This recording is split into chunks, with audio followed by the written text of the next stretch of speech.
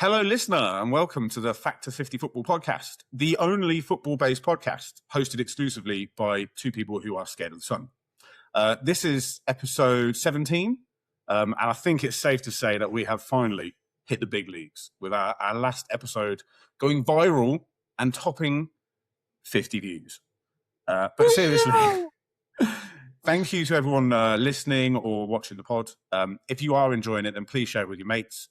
Subscribe on YouTube, give us a rating on whatever podcast app you're using, because that will help us to reach more people and spread the good word of the general ginger footballing opinion. We're also on TikTok, Instagram, and Blue Sky at Factor 50 Football, 50 as in 50. So give us a follow on there and keep up with all of the latest goings on in our fascinating middle-aged lives. As always, this morning, I'm joined by my Midlands-based Manchester United fan, Adam Farrell. How's it going, mate? Fuck you. You've only just moved to anywhere close to Arsenal. You were also Midlands-based for the majority I'm not of your that close. life. I'm still not that close, but... I can't believe you threw that in there to try and throw me under the bus. Yeah, well, now I write the intro, I'm going to put a dig in every week. Brilliant. Okay, great. Well, I'm going to start doing my own intro. Yeah, You have to remember, I've got the editing. Oh yeah, that's true. Yeah, just cut that out. Don't like that bit. Just whack your hands. Yeah, so I can edit everything and just make it how I'll just edit you out, I reckon. Just me. might get more views. But then you'll lose all the charming good looks of the podcast. Yeah, it's true, mate. It's true. That achievable physique that you have, I think the ladies go crazy for you. How else would you get this realistically achievable physique? Exactly. It was funny though, wasn't it? It was our most watched episode ever last week. Of all time. And we were getting giddy, weren't we? It was like, oh my God, we've got more views. Coming in. We've got 36 views. Oh my God. Another subscriber. That takes us up to 14. We've gone viral. And I do have to admit about that subscriber, actually. So. Oh, was it you? It wasn't me.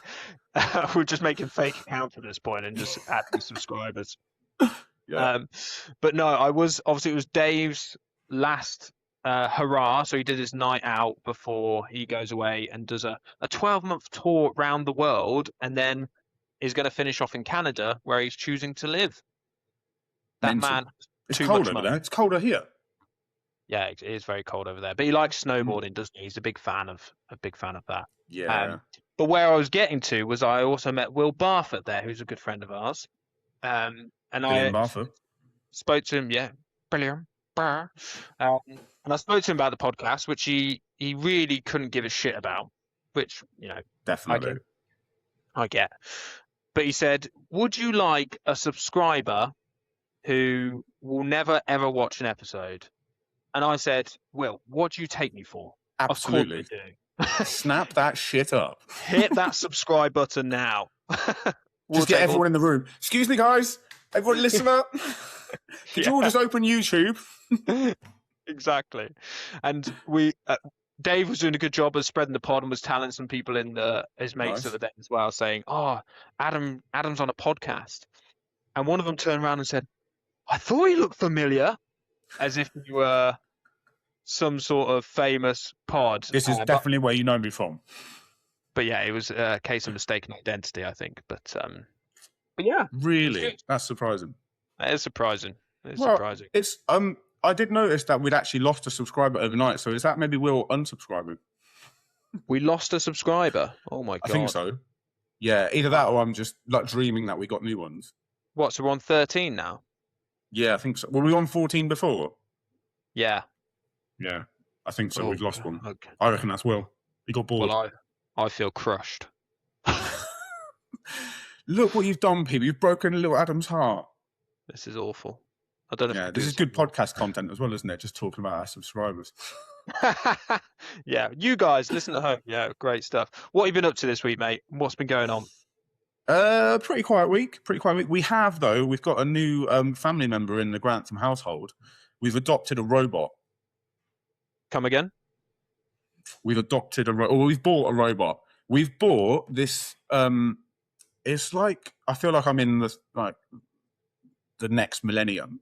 It's this robot Hoover mop floor cleaning thing. Did you ever used to watch Robot Wars? Yeah, I used to love Robot No. Wars. Oh, you did? Lot. Yeah. Yeah. So it looks like one of those. It's like this circle, but it's like that deep, and it goes around. So it maps out. It's got a little docking station thing, and it goes around the floor of your house, and it maps out the floor, and then so it knows where everything is. It can recognize, well, that's a pair of shoes, that's a table, that's a bit of rubbish that's in the way or whatever, and it hoovers, and it knows when it's on carpet or when it's on like hardwood floor, and it hoovers the carpet, and then it hoovers the floor, but then it mops the floor and dries the floor as it goes around. So you leave it on overnight or whatever, wake up, and your floor's just like clean. That is pretty good. It's really cool. We just got it this morning. Bev was playing with it, and it's just on the whole of the downstairs. You just leave it on. It goes like around your feet and stuff, or you move your feet out of the way. And it is literally like and it talks to you as well. It's like, oh, I'm going back to the docking station to charge now, or whatever. It's mad. It's like another member of the house. Robot friend. Have you sat any of the kids on it yet? Taken them for a little ride? No, Henry was asleep when I left because I'm in a different location today. And George's nursery. But Bella has seen it, and she did look shit scared. Bella is our cat listener. So she's not a fan of it straight away, but who knows? So at the moment, I pay my mother to clean my house. So what you're telling me is I can big old Jenny P. I can pay a robot and sack my mum. So I can do. You can buy a robot and it just does it for you. Because we were with the kids obviously like eating their food, and they eat about 20% of it, and then the rest of it goes on the floor. Even though they're wearing bibs and they're on a high chair or on the big table or whatever, the floor is always covered in shit. And I cannot be bothered sweeping, mopping.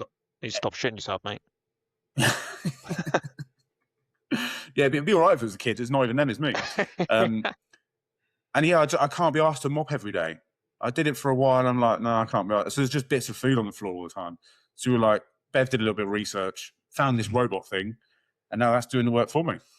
Boom. That is a middle-aged purchase if ever I've heard one before. That is, yeah. But I think it could be an absolute winner, because you're buying back time, aren't you? That's what you're doing. Freedom. Exactly. Freedom. Okay, great. And so obviously we're talking on the Wednesday. So the Tuesday, it's just been League Cup semi-finals, and Arsenal going straight into League Cup. Got through. Well, I saw that you had a look at the tickets for the League Cup final. Is that right? I did have a look. So this morning I woke up and I was like, I need to go, because this could be a memorable season anyway. And I know a guy who knows a guy who knows a guy. And so I text this bloke who can get pretty much any football ticket. Dodgy. I was like, oh yeah, it could be, it might be quite expensive, but it's a one-off. Let's see if I can get some tickets. And he came straight back like, yeah, I can get tickets. This is how much it is. Yeah, have a guess. It give me a range. Well, for a final, I would probably guess £300 to £400. So that's what I was probably about willing to pay. I was like up to about £300-400. I'm all right with that. The cheapest one, so this was like upper tier corner or whatever, £950. Fuck off. For a League Cup and then final? It went for the League Cup final. This is not Champions League final or anything. £950, and then it went up sort of a couple £100 for every better tier you get. And then hospitality was starting at like £1,500. And the most expensive hospitality for one ticket was £3,000. That is insane. You need to not use him, mate. He's clearly a tout who's just making loads of money off this. Well, I googled it as well, and that you can get tickets for like £300 or £400, but then they're from you look for like reviews of the companies, and it's like some people are saying, "Oh yeah, it worked fine. I got in, it was all fine," and other people are saying, "I travelled from America to watch this game, and I couldn't get in the stadium, and don't use this company." And so you could gamble, but if you get a dodgy ticket, it'd be heartbreaking, wouldn't it? So I'm not going to do it. I'll probably just go to a pub or something and watch it. But yeah, okay, fine. Okay, I don't understand how people get tickets to like big finals. I don't get it. I think people got a lot of money, mate. That's probably it. So makes sense. But okay. Well, it's been a decent week for Arsenal, hasn't it? Really, I think it's a nice segue into Arsenal. So, Yeah, right. what were your results? Beat Leeds 4-0. 4-0 Leeds, yeah. Then a little bit of a low block FC against Chelsea, and a last minute goal from Sorry, are you Havertz. saying Arsenal played in a low block, or are you saying Chelsea played in a low block? Well, obviously not Chelsea because Chelsea needs to score. I said Arsenal. Yeah, and they played 5 defenders and 2 defensive midfielders. They defended for like 70 minutes of that game. Like it was like they came for a 0-0. Did you? It was a really weird broadcast, really. So, like, did you watch it on Sky or ITV? I watched a little bit on ITV before I watched a bit of Jeremy Clarkson's Farm. I mean, that's a sackable offence in the podcast. So basically, on Sky, all the way through, Gary Neville and whoever the other commentator was, I can't remember, were saying, "Oh, this is genius from Chelsea." So they've come to the Emirates. They know they're a goal down, but they're staying in it, and they're going to nick one on a counter or whatever, and they're going to do Arsenal here, and because Arsenal are not attacking, we're not pouring forwards. It's like, hang on, they need a goal. This is the semi-final of a tournament. They have to score or they're out, and they're coming to our ground and defending deep. I think Cole Palmer and Esteval came on about an hour mark, and after that they started coming forward a bit more. And it's like they were praising this tactical masterclass from Liam Senior, and I could tell at the end Gary Neville was devastated Chelsea didn't score. Because he was just waiting to say, well, that's what you get, Arsenal, if you don't come out and play and do attacking stuff. So we don't need to score, mate. We'll do what we're good at, thank you very much. Chelsea had, they created absolutely nothing. They were dreadful. And if that was my team in the semi-final and they just come and sort of rolled over and stunk the place out, I'd be furious. And if it was the other way around, I'd be getting pelters for it. But people are saying, it's a Rosenior tactical masterclass. Well, because actually Chelsea got booed the other week at half-time. Did they? Yeah, so did they... And obviously, Liam Rossini's actually had a half-decent start. He's done all right. Did you hear any reaction after this game? Not from the Chelsea fans. They'd gone. They were heading for the... Obviously, Kai Havertz scored at the last kick of the game. Yeah. So as soon as that went in, there's a fire drill in the away end. But, the pandemonium from the home fans would drown out any booing, I reckon. Maybe if it was the other way around, if it was at Stamford Bridge, there might be a bit of discontent. But they just didn't come to attack at any point. I think they had a lot of shots, but it was all long range pot shots or a free kick from outside the box or whatever. Enzo had quite a few long range shots. They didn't actually create anything. And it is while it's one goal, it's always the tie isn't over. But at no stage, and I can say it now, obviously during the game, I'm thinking, anything could go wrong at any point. But looking back, you try and take your bias out of it. They created nothing. They created no danger or anything. So it was a pretty comfortable night in the end. And getting the breakaway goal at the end was lovely because it's Kai Havertz scoring against Chelsea, and that's hilarious. And we're in a final. Wembley. Well, I'm not going to Wembley, but Arsenal are. Yeah, it's too expensive, mate. Not going. Yeah. I'm pretty sure I remember when we won the League Cup, you were like, why are you celebrating winning that? But you seem very excited for it. No, so it is by far and away the least important of the four. But now we're in a final. Obviously, you're gonna try and win it. And if we win it, I'm not. And I said to you, you should still celebrate it. But it's not the league or the Champions League. They're the two big ones. So I actually think this final for us is more important because it will build momentum for the league season. And if it is City we play in the final, which it looks like it probably will be, that semi-finals tonight, I think. They're 2-0 up, obviously, against Newcastle and at home. The momentum that will build for the league, I think that's quite a big deal. Winning breeds more winning, doesn't it? So I think it's important to go win it. Now we're in the final.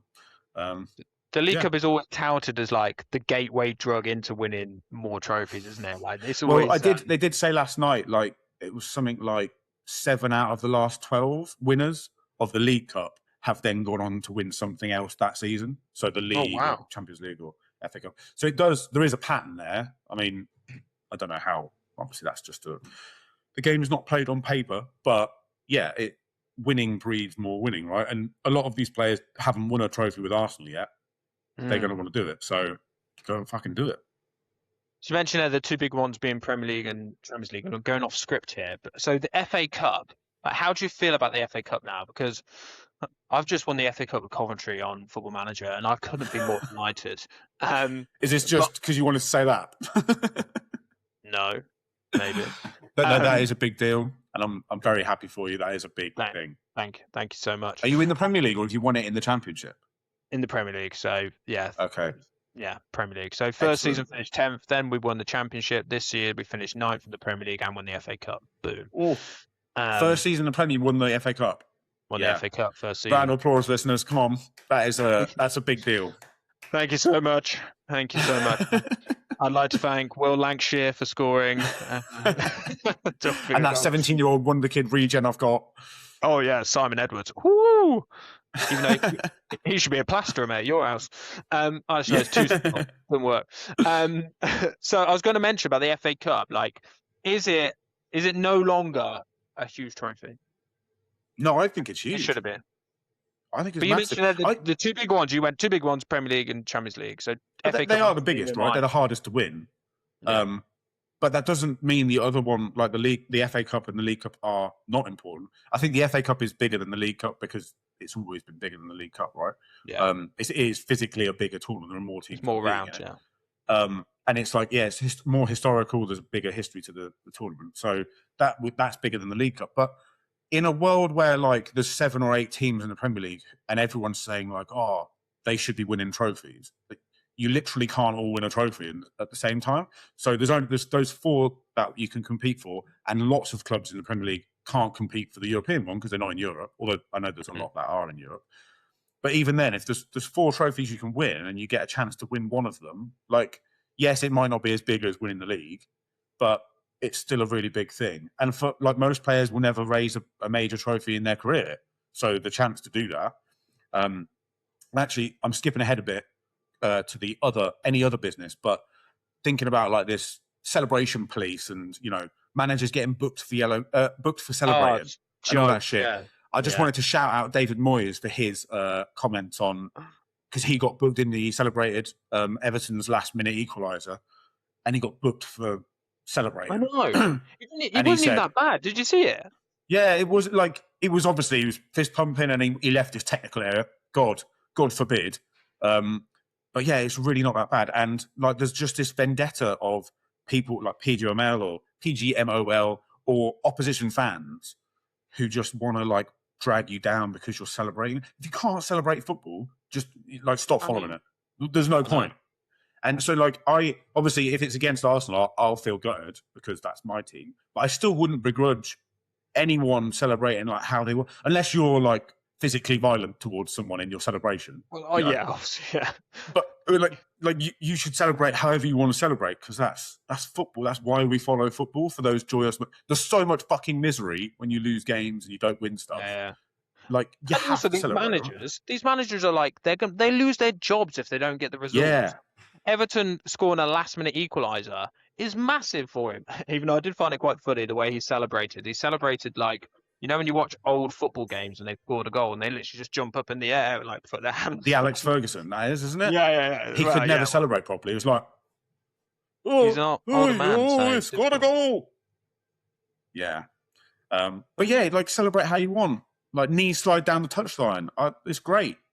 Well, what a change from last week when there was obviously huge despair. You've just been beaten by us, the mighty Man United, and everyone was saying it's on. The title race is wide open. Man City only 4 points behind. Give it a week. You smash Leeds 4-0. Man City drop points against Tottenham again, and you're now 6 points clear. What was all the fuss about, mate? Wonderful.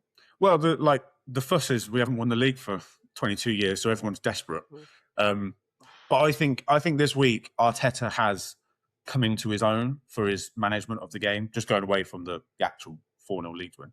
But in what he said in his press conferences, often he tries to basically say nothing at all. Like, if you ever read, I follow a lot of the press conferences because I'm a sad loser, but like, if he's asked about injuries to players, he'll say, we have to wait and see. We've got a training session tomorrow, whatever. Like, he'll literally give no information away. But this week, it was very pointed in that he called for fans to be like, relax a little bit, or not relax, but enjoy it. Like, we're competing for 4 trophies and it's February. We're later, or at the business end of the season. Let's all try and, take a step back, look at how good we are, and enjoy winning games. And I think that's had a positive effect. I think the atmosphere in the League Cup was better. The home game, obviously, we were away at Leeds. And I think that's passed on to the players a little bit, because the performance going into the Leeds game was like the perfect Premier League away performance. You go to a tough ground with a great crowd and atmosphere, and they, like, the first 20 minutes, half an hour was a proper battle. Like, Leeds were physical. They were, didn't create massive chances, but it was a contest. And then we sort of rode that out, broke the game open, getting the goal, scored again pretty quickly after, I think. It wasn't that long after the first, we scored the second. And then after that, like, the game's open, we just cut them apart, killed the game off early in the second half. And then you can sort of go into, not third gear, but you can you're not driving for a goal all the way through then, are you? So, yeah, perfect away performance. Did Arteta set them up any differently? Because obviously there was big calls, wasn't there? Because you dropped points against us and against Forest, wasn't it? For Arsenal and Arteta to, let go of the handbrake a little bit. Did he do anything different? Because obviously winning 4-0 in the Premier League is difficult to do. So the big thing was he dropped Ødegaard, who is now injured. He wasn't injured for the Leeds game, but he's now injured. Oh, surprise! Ødegaard injured again. Fucking hell. Yeah, Saka's injured. And so at the start of the Leeds game, we had no injuries apart from 16-year-old Max Dowman. And then Saka gets injured in the warm-up, and it turns out Mikel Merino's broken a bone in his foot, and he's out for the rest of the season. So injury FC, strike again. But anyway, the key change he made was dropping Ødegaard, which I think was probably the right thing to do. And he started Havertz. Havertz. Okay. And obviously Havertz is 6'4", much more physical, and more probably more attack, plays further up the pitch than Ødegaard. And the key difference was when we were going forwards, Havertz was closer to Gyökeres. Right. So it was more at times like a 4-4-2. And that got more out of Gyökeres because we've got an attacker near him, somebody for him to sort of play off. And that's what fans have been calling for with Ødegaard. He likes to drop deep and get the ball, come into like the defensive midfield position, or even between the centre-backs, get the ball and then play it forwards, which he is excellent at. But that means further forwards, we've got Rice, Zubimendi, and then Ødegaard as well, all in like the central midfield role, and nobody's playing like a true 10 in behind the striker. Havertz does that much better. And he had a low-touch game, like a low-involvement game. He didn't do lots of stuff, but the position on the pitch that he took up was much further forward, and that helped us like support the striker. So that was a key difference. I think as well, like just the level of like our defensive level went up. We cut out the stupid mistakes. Leeds created like next to nothing. I think they had 1 shot on target and an XG of like 0.2, which is when we're on it, that's what happens. Like the opposition get very few shots on target and a very low XG. So when you see that, like Arsenal were defensively on form, which was lovely. Feels pretty big that you got Havertz back. Obviously, you're saying you played a big part in that game, changed your style of play, and then obviously got the winner against Chelsea. Like that feels like it's going to be pretty pivotal, isn't it, in the running? Yeah, well, especially now Marino's out. So Marino and Havertz are different players, but there is a similarity in their role in our squad in that they give us an option when we're playing against the press to go over the top to a tall person. Yeah. Basically. I can't believe it's 6'4". That's mental. Doesn't look Havertz is massive. Yeah, Marino's 6'2" or 6'3". He's also very tall. We've got a lot of like 6 foot plus players, which historically you do not associate with Arsenal. We were like 5'5", Kleb, Rosicki, technical, midfielders. But now we've got a lot of big boys, a lot of the big men. But yeah, they give us more of a presence, like going forwards. They're both like good in the box. They both run their socks off. I know they play that role like a sort of hybrid midfield centre forward role, a 9 dropping deep or a 10 pushing on, whatever you want to call it. So it's really important. Obviously, we want Havertz back anyway, but now Marino's out, it's even more important that Havertz hopefully can get back to fitness and play regular football. But I don't want to say it because I'm just going to jinx it and somebody else will be out injured for fucking 8 months or something. So, yeah. But yeah, really good performance. topped off with City dropping points again. Villa lost at home to Brentford. Yeah. That's probably them done. They've got a massive injuries crisis as well. So perfect weekend really for Arsenal. Massive. Yeah, love it. Should we do some United stuff? United, yes, please. 3 out of 3 Good wins. weekend for you as well. Great weekend. So that is so close to start with. So last week you were being very level-headed. I remember saying, but then you did say if you beat Leeds, fucking give Carrick the job. Was that tongue-in-cheek, or where are you at with that now on the Carrick-o-meter?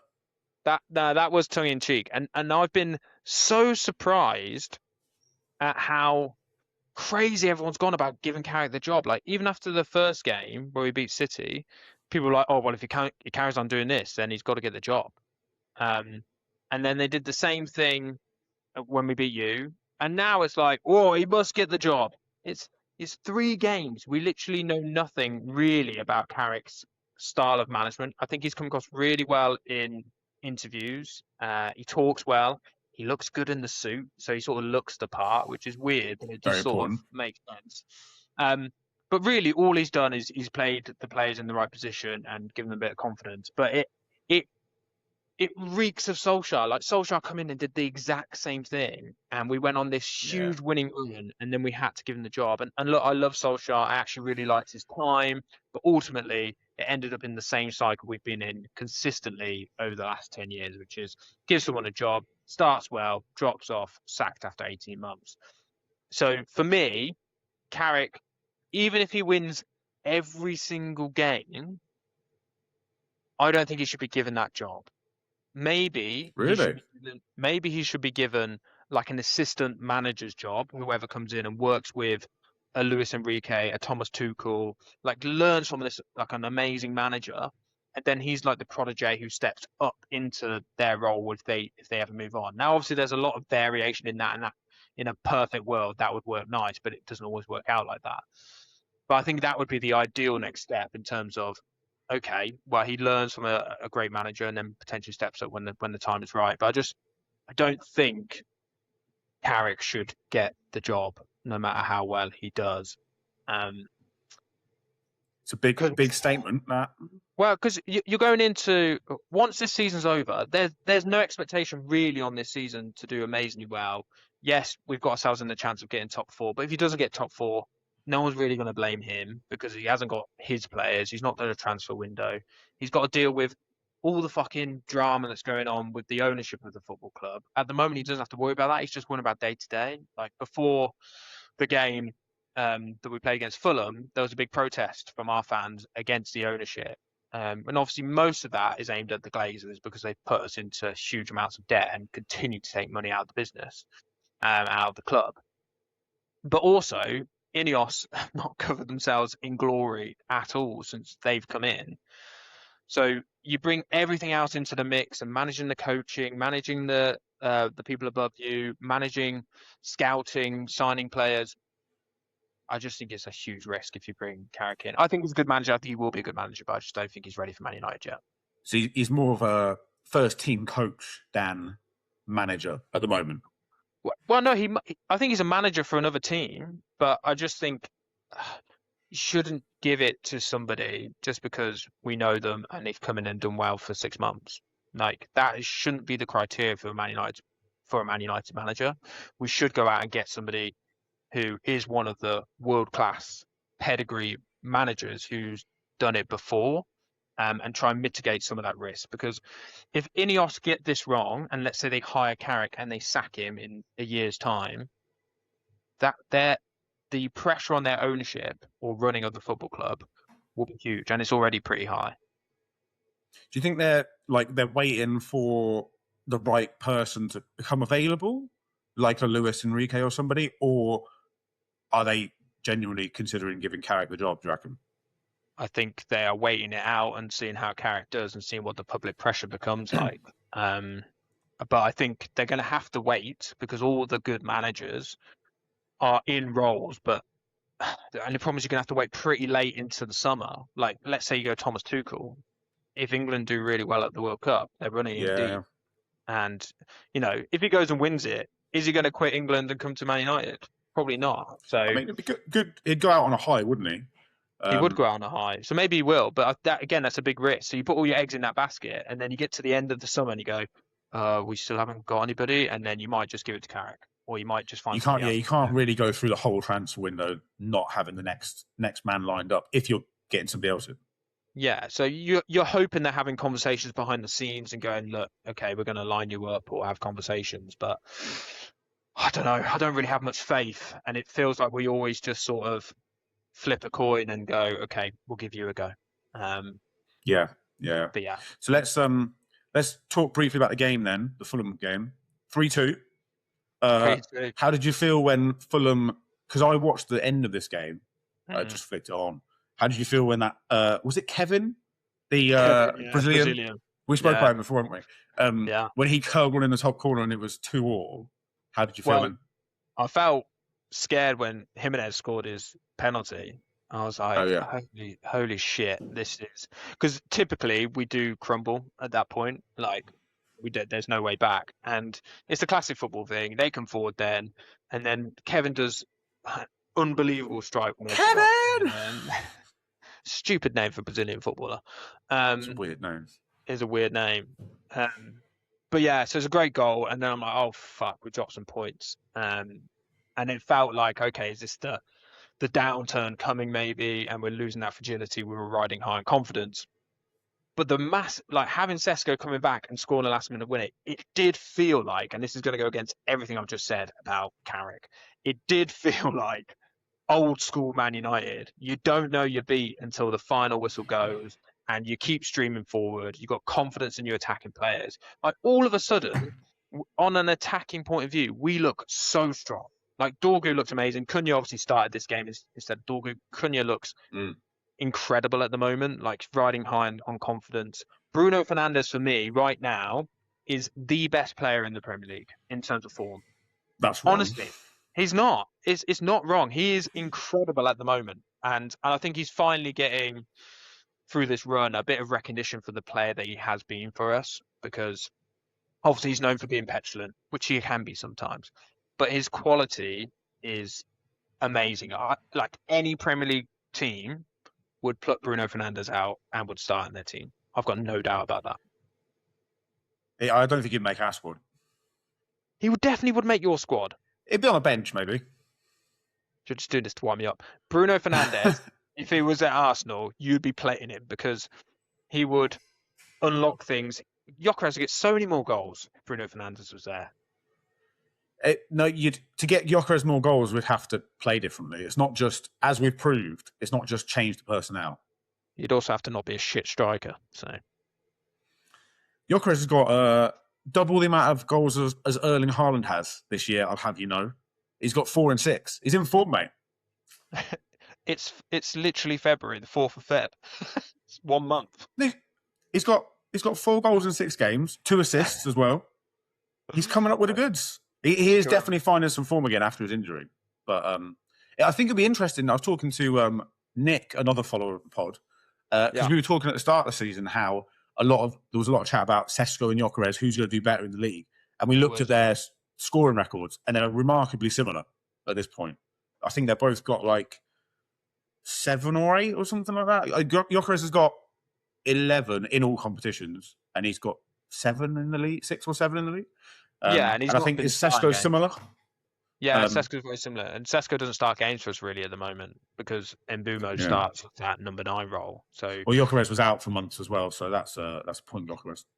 I remember the start of the season, you wanted Šeško. You were like, initially I wanted to sign Šeško.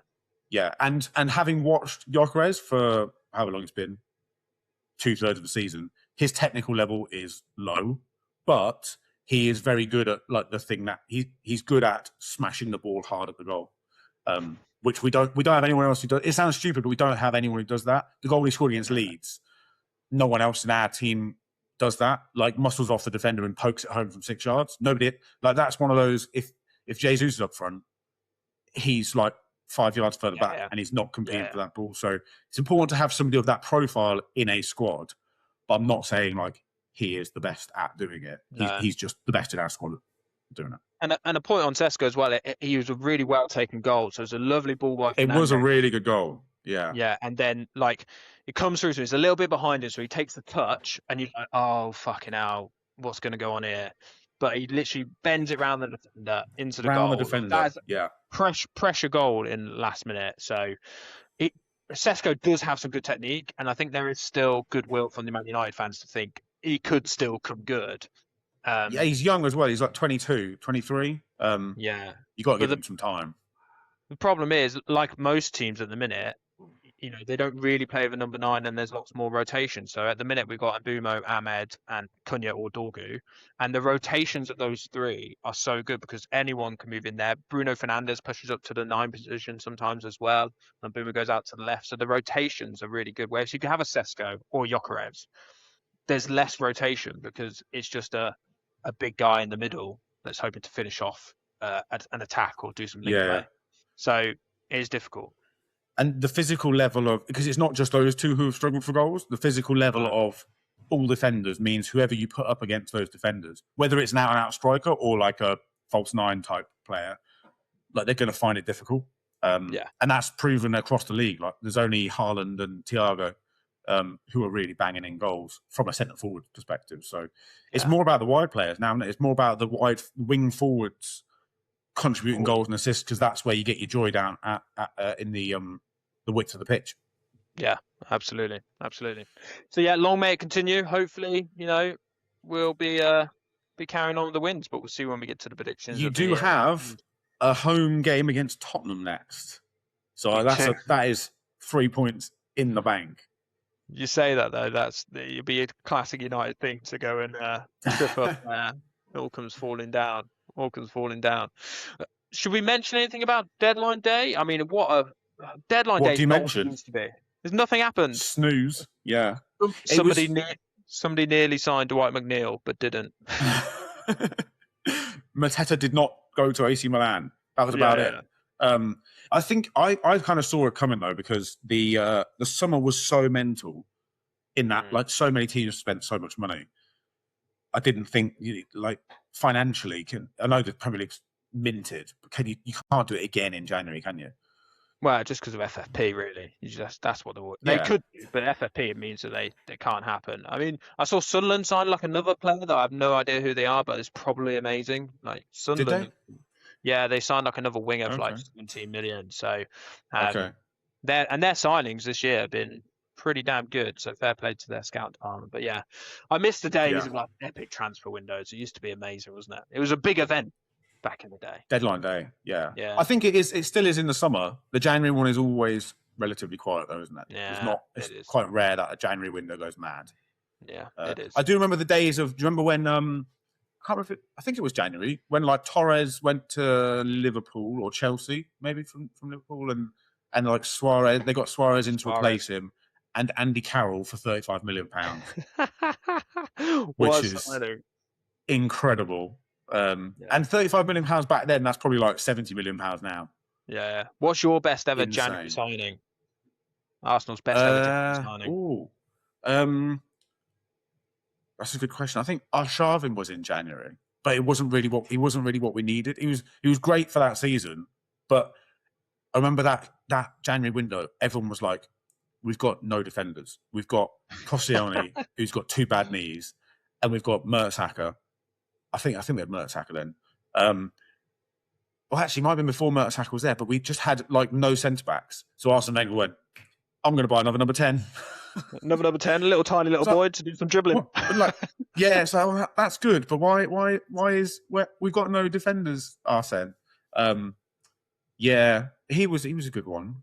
I can't think of big January times. Did we get Reyes, Jose Antonio Reyes, God rest his soul, in January? Maybe. I think we did. That was great. I enjoyed that one because that was at the point where we had like obviously Henry, Bergkamp, Carney. We had all these amazing attackers, and Wenger was just like, "Fuck it, we'll get some more." Sounds like that's what he's always like. Fuck the defence. Yeah, and then like when it was sunny, Reyes was incredible, and as soon as it got a bit cold and wet, he was like, "Nah, fuck this. I'm going home." Yeah. This is shit. Who's United's best ever January signing? It's hard. I think most people would say probably Vidic or Evra, so they both came in the same Oh, January. Vidic. Yeah, that's a good shout. And they were absolutely both shit to start with, and then they sailed in the next year.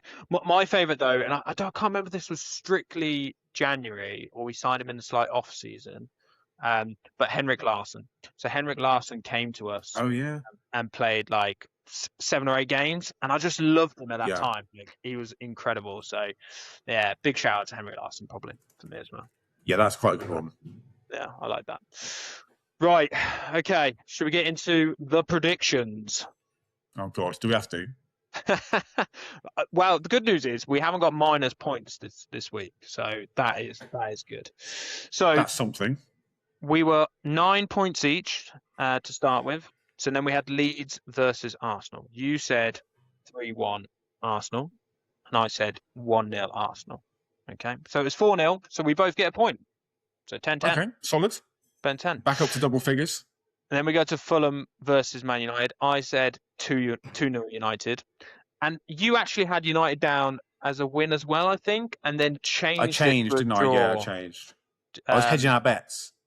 Hedging our bets, yeah. Which, you nearly got the draw, so you were nearly right. Yeah, it was close. Šeško scored, but unfortunately, I get the points, not you. So that puts it as 11-10 to me. Okay. Okay. Well, we got some points this week. That's a reassurance. Yeah, that is true. Cool. So we go into this week. We are the early kickoff against Spurs. So Man United versus Spurs. I think I had it down that you predicted first last week, so I'll predict first. Okay, you go first then. So I actually think, again, I think there could be goals in this. So I'm going to go for... I'm going to go balls out. I'm going to go 4-2 United. 4-2? 4-2? 4-2. 4-4 fucking 2. That is a bold prediction. I do think a United win, though. I agree with that. And I think goals as well. I'll go 3-1 United. 3-1 United. What's happening? United predicted to win again. Amazing. It's because you're playing Spurs, mate. That's what's happening. If we win that game, that's 4 wins on the trot. And that guy is going to be... Yeah. I think it'd be hilarious if the first 5 games of Carrick's reign, he just comes in and wins 5, and that guy has to shave his head. And his whole thing is over. I know. I bet he's made loads of money off it. Maybe we should shave our... you've already shaved your head. Maybe... I do that every week. Not every week. Right. Good reference. Arsenal versus Sunderland. Mike, you predict first. I'll go 2-0 Arsenal. You always go 2-0 Arsenal. It's such an Arsenal prediction. Sometimes I go 1-0. Fucking boring.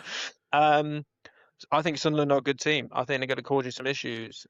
And I'm going to go for a 1-1. Yeah. They're incredible at home, aren't they? Their away record is patchy, I think. I didn't know that after I did my prediction. Can I re-predict? Or?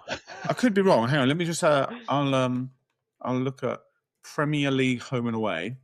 Yeah, because they're the only team who are unbeaten at home, aren't they? In the league now. Are they really? So Sunderland, yeah. So Sunderland at home, 7 wins, 5 draws, 0 defeats, 9 goals. From home. Scrolling.